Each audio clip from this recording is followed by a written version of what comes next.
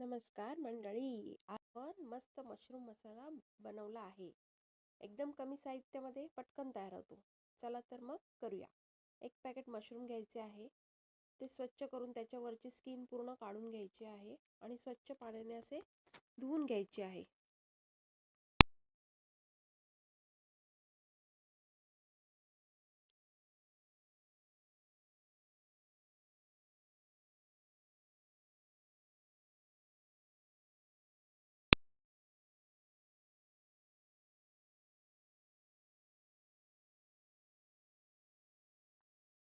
स्वच्छ पाण्याने धु स्वच्छ पाण्याने धुतल्यानंतर आपल्याला हव्या त्या आकारामध्ये ते कापून घ्यायचे आहेत.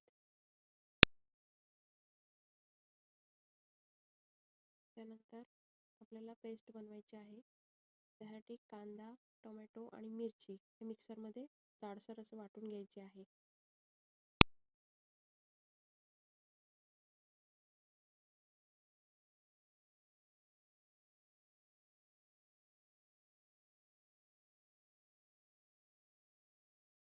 त्यानंतर एका कढईमध्ये तेल गरम करून त्याच्यामध्ये वाटलेली जाडसर पेस्ट आपल्याला परतून घ्यायची आहे.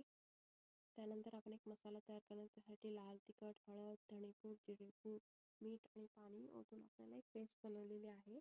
तो मसाला आपल्याला त्या कढईमध्ये परतून घ्यायचा आहे व्यवस्थित. त्याच्यानंतर मशरूम टाकून थोडं परतून घ्यायचे व आपल्याला हवे तेवढे पाणी आपण ग्रेव्हीसाठी घ्यायचे आहे. तयार झाला मशरूम मसाला.